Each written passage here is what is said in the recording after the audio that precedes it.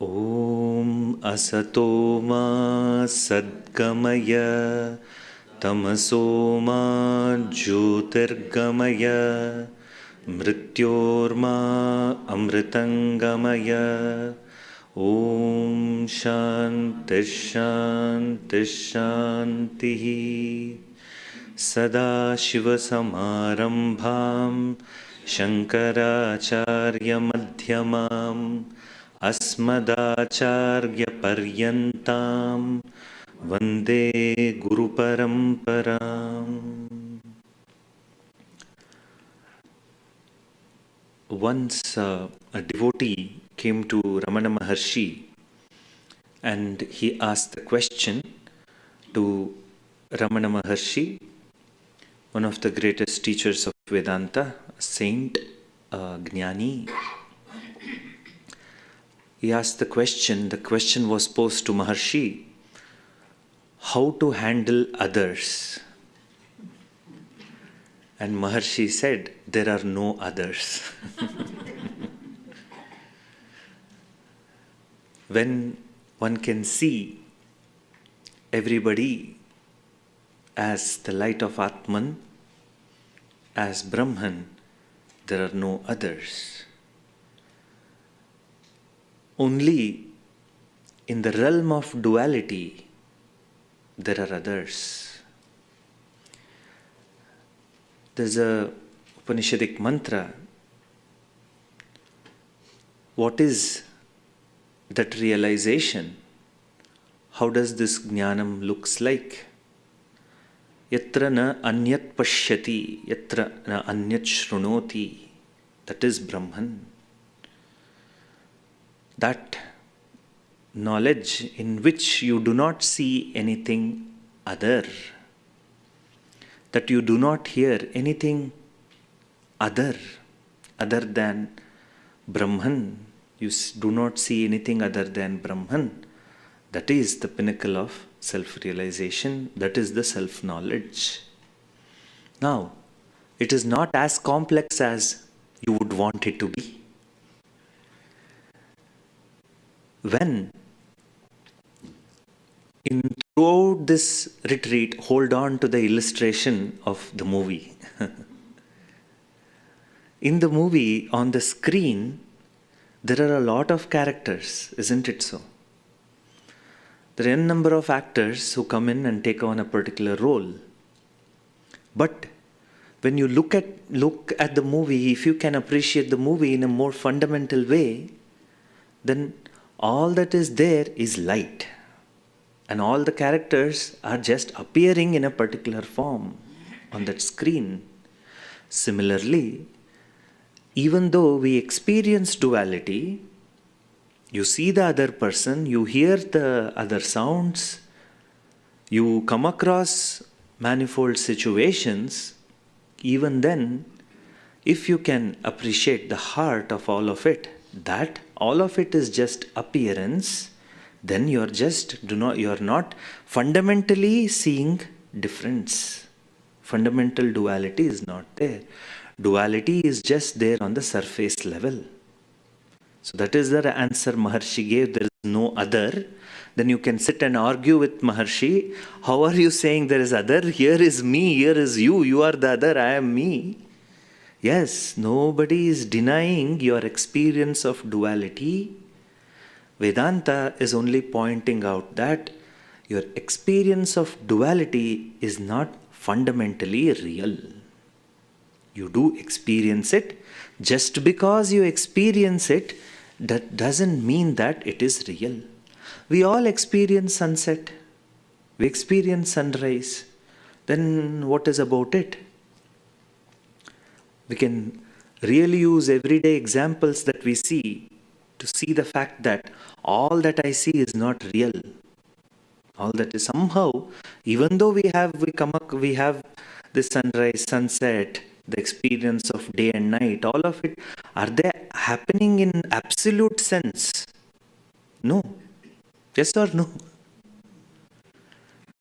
But on an apparent sense, definitely.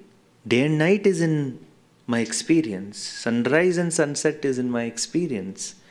The waxing and waning of the moon is in my experience. Nobody is denying you that experience. The only is telling, fundamentally, moon is not shrinking and growing in size. Fundamentally, sun is not setting and rising. So that's what is Vedanta pointing out, that yes, your experience of pain, pleasure, sukha, dukkha, elation, success, failure, etc., all of them are there, but they're not really there. They're not really there. In reality, all that is here is just this conscious presence. You, the witness of everything which is appearing and disappearing.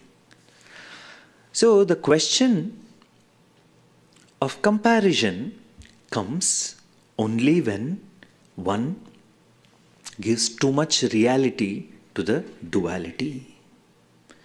The topic for our discussion today is living without comparison. So the very phenomenon of comparison arises only when, in your perception, the more you give reality to the duality, more and more one's mind becomes complex. Newer and newer conceptions, newer and newer concepts reside in one's head. Why, on what level do humans compare generally? One is in terms of wealth. One compares the other person with reference to wealth, meaning that somewhere one has another pre-conclusion that the wealth will lead me to permanent peace and happiness. Somebody else may compare oneself with reference to health. Then again, a notion, presupposition is there that good health necessarily means happiness and permanent joy. Is it so? Then if that is so, if that was to be true, and the entire healthy population must be happy population also. It doesn't manifest like that. We think that if everything is in place, then that is the formula for permanent peace and happiness. The other day I was stating an article that I came across. The Scandinavian countries, some of the Scandinavian countries have the best social systems, very high taxes and the very high civic facilities for them in terms of paid leave, healthcare, child support, education, all of it. But at the same time, I was shocked to see that Sweden has one of the highest suicide rates. So our pre-assumption usually is that if all things are in place, then that should be a recipe for permanent peace and happiness. But if you look at society, it doesn't seem to be so. In the vision of Advaita, there's nothing to compare. There is nothing to compete with, because this is just a life which is drama-like. So Vedantin approaches life with a certain playfulness and with a sense of joy, and like how you participate in that of a play. Hold on to the word Leela. The whole Jagat is just a play. Leela. The more reality you give it to the duality, more serious you become in life. More angry you become in life. More rigid you become in life. So, the Vedantin hardly gives any reality to the phenomenon world. That Vedantin understands that this is just phenomenal. Anyways, it's going to change. This scene is not going to last. So, the attitude with which one participates like that of play. How does life look like then? You will engage with life with the same amount of seriousness that a child engages with reference to play. If you observe a child, it is very serious when it comes to its play. Very serious. But once the play is over, it gives a damn to that Lego toy. It has moved on to something else. It has moved on to something else. It switches its role in no time. Role in no time. Mostly there's no hang-up. Just changes, switches in a given context. Let us take it for the sake of an example. So that is the attitude with which a Vedantin engages with life. And all comparison comes into play only by the conclusion that if I gain something, that's going to give me permanent peace and happiness. We in detail discussed about desire and fulfillment of desire, that cycle, and fading away of that fulfillment, law of diminishing marginal utility. One scoop of ice cream, very nice, very happy. Second one, still nice. Third one, it's fine. 10th one, you will throw up. So, no thing in this blessed world can bestow permanent peace and happiness and pleasure unto you. The very object of pleasure in no time turns into something which induces pain. This was the realization of Buddha. That's what he said, Sarvam Dukkham. When he says Sarvam Dukkham, this is what it means. Ultimately, anything that you engage with will become or can become or definitely will have potential for pain, will hold potential for sorrow. Anything universally applicable. You can see that.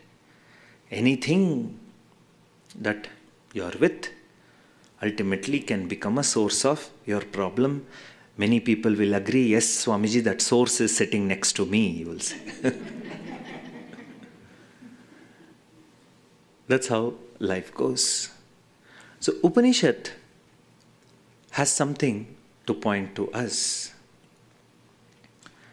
Now, in the earlier mantra of Kathopanishad, we discussed that the senses are configured to keep engaging with the external sense objects, thus experiencing pain and pleasure. And because you also experience pleasure, there is a natural movement to keep engaging in search of permanent peace and happiness. Now, that permanent peace and happiness is just not there in external pursuits, is restated in another Upanishad. This is a part of a mantra. It's also a part of a sukta, sannyasa sukta. It's often said whenever a sannyasi comes, that sannyasi is received using a purna kumbha, that is a pot, a metal pot with water inside it, and a nariyal, a coconut on top of it. Why coconut? Because the tradition is coming from a tropical country where coconut is there. If it was elsewhere, probably some other big nut you would have been placed. That's all. And also, in why Hinduism extensively uses coconut is also symbol of purnatvam. That's that which is complete. So that's why again and again coconut is used. And also every part of the coconut tree is useful in the day-to-day life of a person living in a tropical country, that you can easily see in the culture. So that tree is specially designated as sacred. Everything is sacred, even that is sacred. So there was some small Kannada poetry that I had come across in my childhood days, that I do not have branches, I do not have twigs, I just grow tall in a single trunk.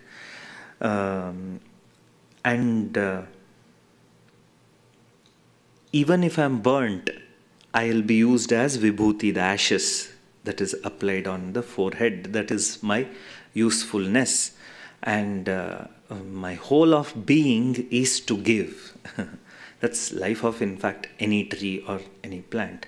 So coconut is thus designated as a sacred object or a sacred ingredient in the scheme of things of Sanatana Dharma. So this mantra is a reminder to everybody that the external pursuits do not hold permanent peace and happiness. They hold utility value. You pursue something in the world, it will give you some utility. You work, it pays you, and that money has a utility value. Those who know economics, you will know that how the very concept of money is a made-up thing. If you want to understand mithya, read about money and financial system. You will understand what is myth, what is mithya. So whole system is just a made-up thing, if you will, especially as it operates in 2025. It's no more barter system. There are some two physical, real goods to exchange. So this mantra shows us that the external pursuits do not hold key for permanent peace and joy. You may repeat the mantra, page number 7 in the handout. Na karmana, na prajaya, dhanena, tyage naike, amritatvamanshuhu, parena nakam, nihitam, guhayam, vibhrajate, tadyatayo, vishanti. The mantra goes on. Vedanta vijnana sunishchitartha sannyasa yogadyataya shuddha sattva. Furthermore, the mantra goes on, but we have chosen just one particular section for our discussion. The mantra is telling, Swami Tattvavidananda ji often says, when sannyasi comes, you have to loudly chant it to remind that sannyasi about the truth of his pursuit. So, what does the mantra say? Na karmana, not by any actions, na prajaya, not by progeny, dhanena na, not even by wealth, tyage naike amritatva manashuhu, only through renunciation, immortality. Amritatvam is another word for moksha. Somebody asked the question, there are so many words for one concept or one to convey one meaning, how to deal with it? It's just familiarity. There are I think 100 words, 100 plus words are there in Sanskrit just to refer to water. Udaka, apaha, jalam, amritam. All these words are words which are indicating water. But then when you learn a language, you know in what context what is being used. Similarly, another word for moksha is amritatvam. Those who come from a Puranic background, amrita always means a special Puranic drink. If you consume that, you will not die. That's the Puranic story.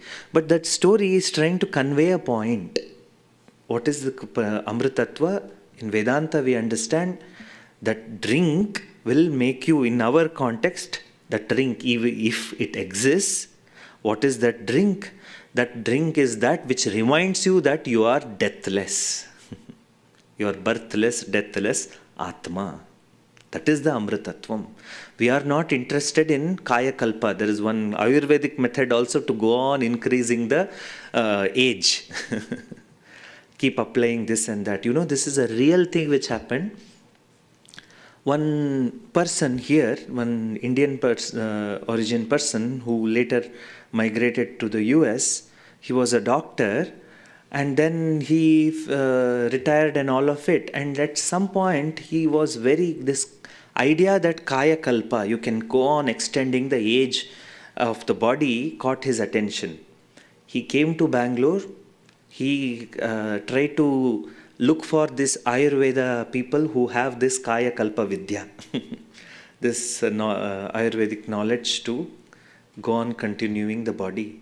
He spent and spent money so much in whatever they said, we have to do this, we have to set up this, then to such an extent you have to buy the land to grow those plants yourself. To such extent it went. Alas, I recently heard of him. Nothing, no age is extended, no youthfulness is restored. So that is not our pursuit at all. Not pursuit at all. You know, Hinduism is such an ancient system. In a very in one paradigm of dating itself, more than 5,000, 6,000 year old civilization. Now modern scientific evidences are dating back to even more. That being so, one thing one must understand is that this old civilization with great literature, and every literature is written in Sanskrit, there are texts and texts and texts. So this particular culture has been exploring and experimenting with every available thought. So there's a literature for everything. If you want to extend body, say this life, okay, there is a text and somebody has thought about it, experimented with it. You don't know that the result was failure because you don't know Sanskrit. So somebody else has meddled with an idea of materialism. There is a Charvaka philosophy. Somebody has experimented with Shunyavada. Somebody has engaged with nihilism. Somebody has experimented with atheistic thought, which is abundantly available. Somebody has looked upon in a psychological realm that is there. And a beauty of this civilization is that somehow all these texts are also preserved, most of it. They say we have lost 90%, and this 10% itself in the libraries, they are just sitting. They have not been translated or deciphered, all those scripts, etc. So it's a rich culture which has retained all of its texts and traditions. So hundreds of thoughts are available. May you be careful when you are navigating. Just because something is in Sanskrit, that doesn't mean that you have to engage with it. That's not the truth or something like that. It's just like anything that is available in English, you don't give full reality to it. Isn't it so? It's just that. It's that simple understanding.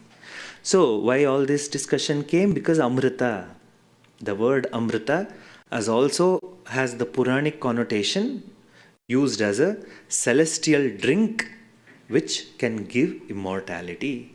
But that's not our focus. Immortality looks like, in the realm of spirituality, as freedom, as the understanding that you are birthless, thus deathless as well.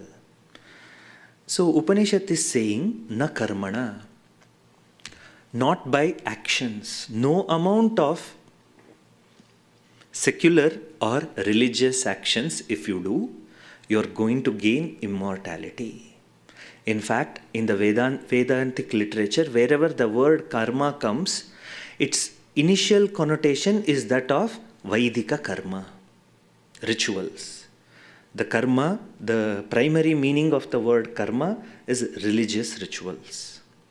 The religious rituals are not going to give you immortality. What it can give? It can help you purify the mind if you do it rightly. Na prajaya, not by progeny. Not by progeny.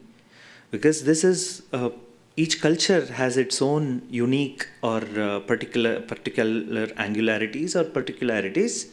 So, school of thought in Sanatana Dharma believed that moksha or final release is when one's son offers oblations and rituals to the departed person, departed Sukshma Sharira. Only then that person gains moksha.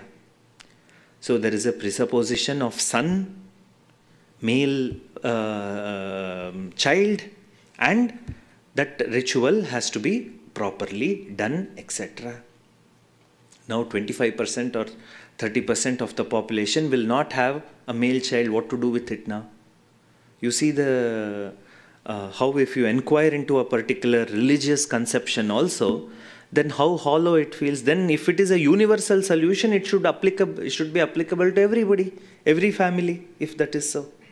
Just if you probe into it, shake it a little bit, then it stands on a very shaky foundation. These rituals may sit on a very shaky ground.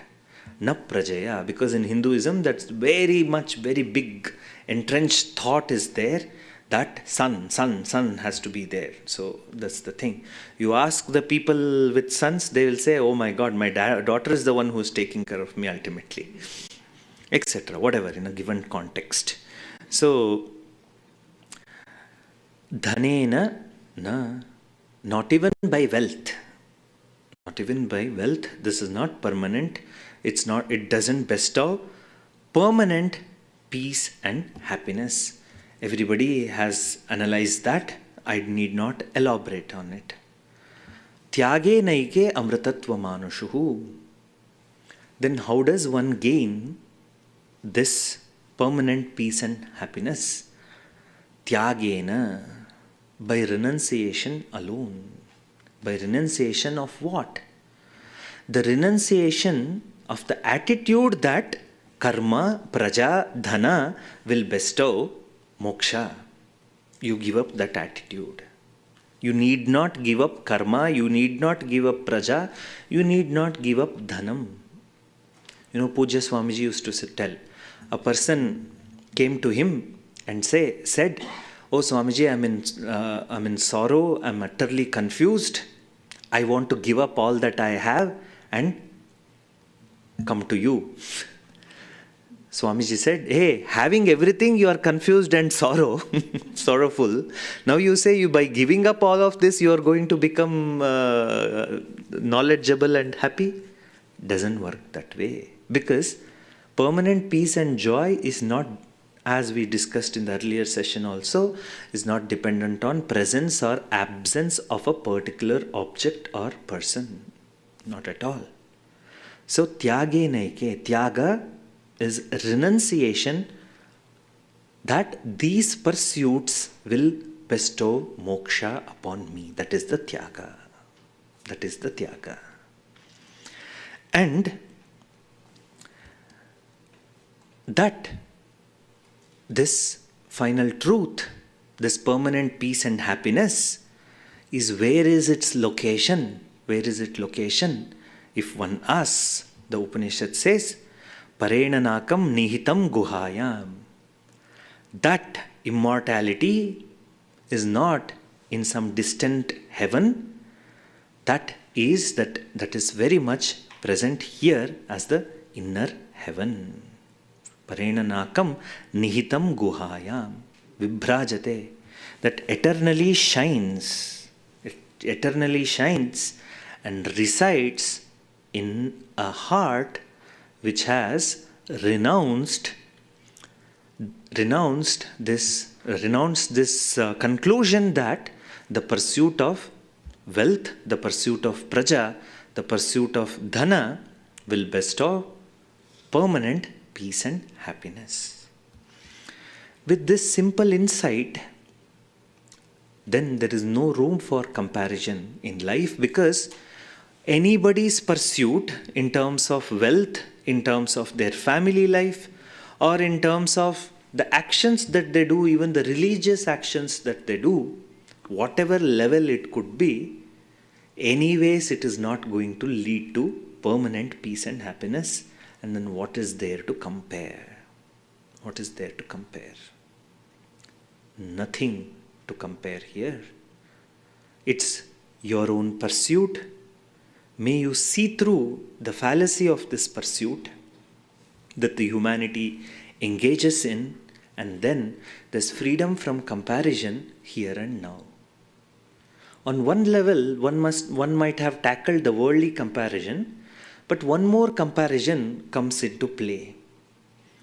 One starts comparing with other fellow students. Oh, she is able to regularly attend classes. He is able to attend classes regularly. No. It's just your spiritual pursuit. That's why Sanskrit has a word adhyatma. That which concerns the self, that which concerns yourself. It is not something concerning anybody else. That which concerns you. You. In the Hindu marriage, they take the vows. They take the vow saying, I think something like this. They hold the hands together or something like that and say, Dharmecha, Arthecha, Kamecha, na ticharami, na aticharami.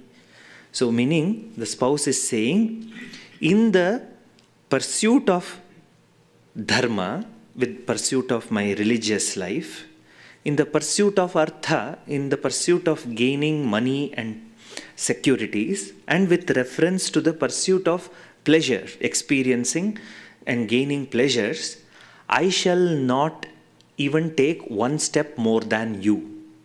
That is what the spouses are promising each other. But you must observe, they are only saying dharma, artha, kama. Moksha is an individual pursuit, so they are not saying mokshecha. I will only attend the retreat with you. With or without you, I will attend the retreat. Dharma, artha, kama. That is where in all three aspects, the husband and wife, the spouses take steps together.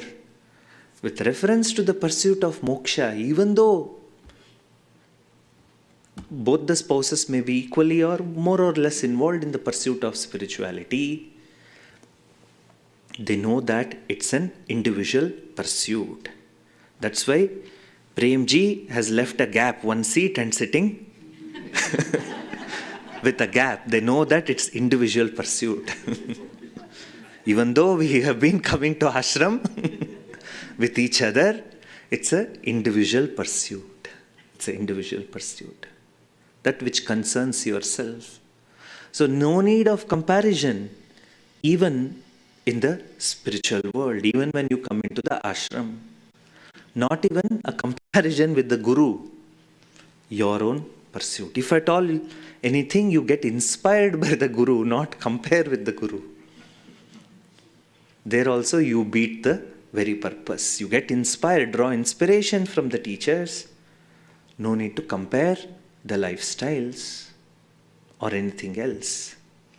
So, thus we can put an end to comparison in life to know that permanent peace and happiness cannot be gained by any worldly pursuit, only temporary. Only temporary. Swamiji, what about one temporary after another, one temporary after another, so that there is a sense of permanency? Okay, try it. Try it. That's what humanity is trying to do. Not even one moment a person can rest without a dopamine high. Always requires. Maybe like in some time, for people with diabetes and all, they put some patch, like it will be monitoring the blood sugar level in real time and then put some insulin in. Like that, they may get a dopamine patch or something. It will be constantly, you set the level on the app, which level you want, it will keep on injecting you. That time may come. Time may come. Brave New World or something, one novel.